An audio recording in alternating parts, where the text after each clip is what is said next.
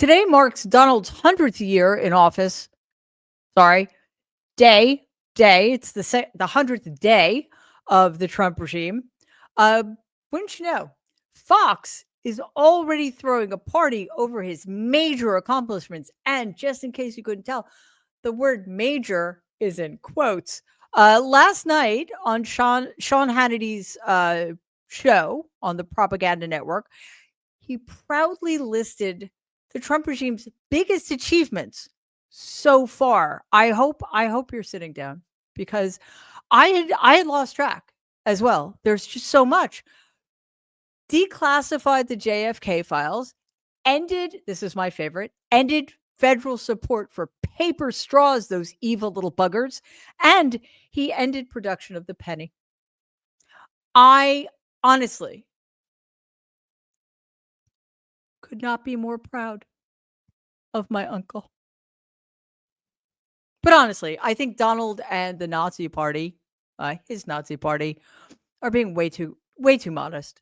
They've accomplished so much more. So let's look at those accomplishments in the first 100 days. First up, he has totally isolated the United States of America from our closest trading partners. Well done. Thanks to Donald's tariffs, Canada now openly reviles what had heretofore been its closest friend, ally, and neighbor. Yes, that would be us, the United States of America, hated by Canadians. Canadians don't hate anything except us now. In fact, just last night, the Liberal candidate, Mark Carney, seized victory as Canada's new prime minister, powered, seriously, we can make this direct connection, by united hatred of Donald. Yes, do not ever let anybody tell you that Donald Trump is a divider. He united the entire country of Canada against us. In his victory speech, Carney made it I love this, crystal clear where Canada now stands with the United States moving forward. We are once again at one of those hinge moments of history.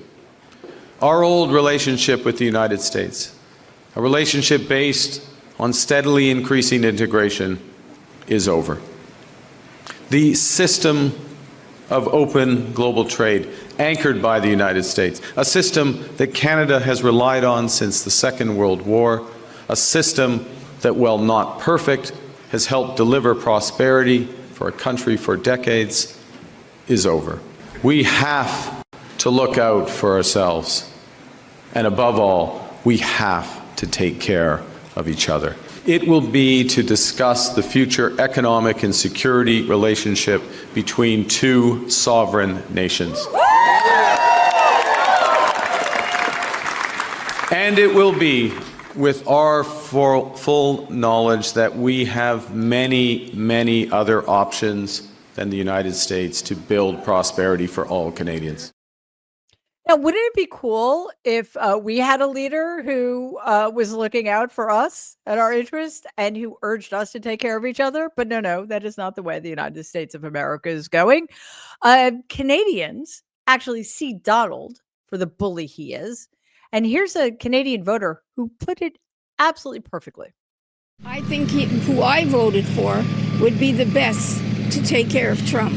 Because Trump is, I'm sorry to say, an ass. And he shouldn't even be president of the United States. But because he is, we need a strong person so that we could stand strong. Yeah, I cannot disagree with one word of that. And it should not surprise us that Canadians are not exactly getting in line to visit the land of the asshole, if you'll forgive me. I'm just quoting. Road trips to the U.S. from Canada are down 32%. Air travel is down 13.5%. I mean, that's going to leave a mark.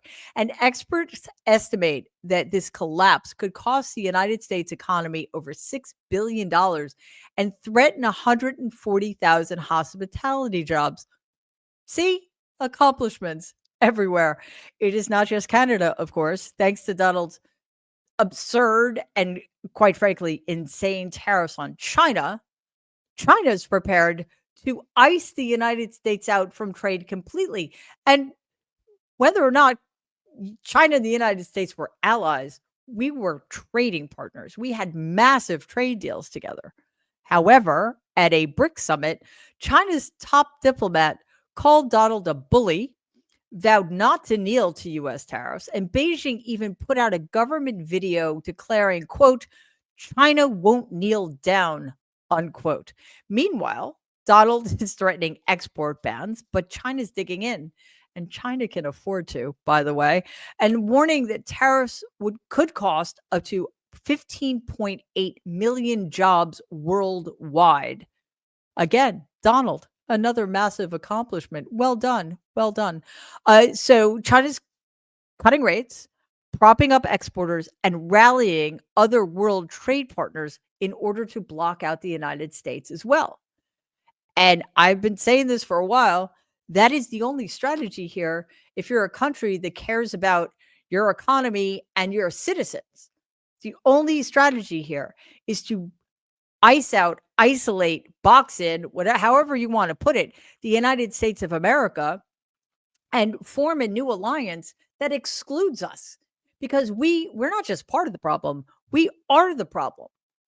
Donald isn't just burning bridges, though. He seems hell-bent on setting the entire economy on fire. But before we go further, we are not corporate-backed. Mary Trump Media is not for sale. We are here to expose every single lie the Trump regime tells and then tries to cover up, even as corporate media, in the face of an onslaught against independent journalism, continues to bend the knee. Independent media only survives because of people like you. And together, we will not back down. We will stand strong. So if you want to help us keep growing and fighting, like this video, share it, and please make sure you subscribe to our channel. Of course, it isn't just Donald who's failing spectacularly in these first 100 days. His staff is crashing and burning too. Let's look for a second at Secretary of Defense Pete Hegseth, if we must. After not one, but two so-called signal gates, Hegseth has been obsessively hunting leakers inside the Pentagon while the department itself melts down. I mean, he might want to start with himself, because I'm pretty sure he's the guy who started the highly classified chats on an unsecure social media app. But believe it or not, the scripts just keep coming. Yes, you are seeing this one right. The United States Navy just lost a $60 million fighter jet straight into the Red Sea. How did that happen, you may ask? Well, not the way you might think. The Navy says the jet slipped off the hangar deck while being towed into place. So while Hegseth is laser focused on sussing out the leakers within his own organization, he's literally losing multi-million-dollar jets into the Red Sea. And Hegseth is not the only loser in the regime. Well, I mean, kind of goes without saying, doesn't it? There's so many times, but we have to keep this relatively short. We don't have all day after all. Elon Musk and his so-called DOGE agency are also a complete disaster. DOGE has gutted the government workforce without any rhyme or reason. In other words, they have no idea what the fuck they're doing, firing tens of thousands of employees, often without cause, in the name of cost cutting.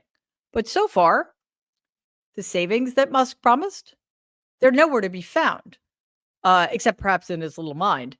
He first vowed to save $1 trillion, which, if you were paying attention to anything, is an impossibility. Now he's scrambling to lower that goal to $150 billion. Considering 40% of the contracts DOGE canceled aren't expected to save a single dime, I wouldn't bet on his hitting that even. These 100 days have been chock full of promises made and promises not kept.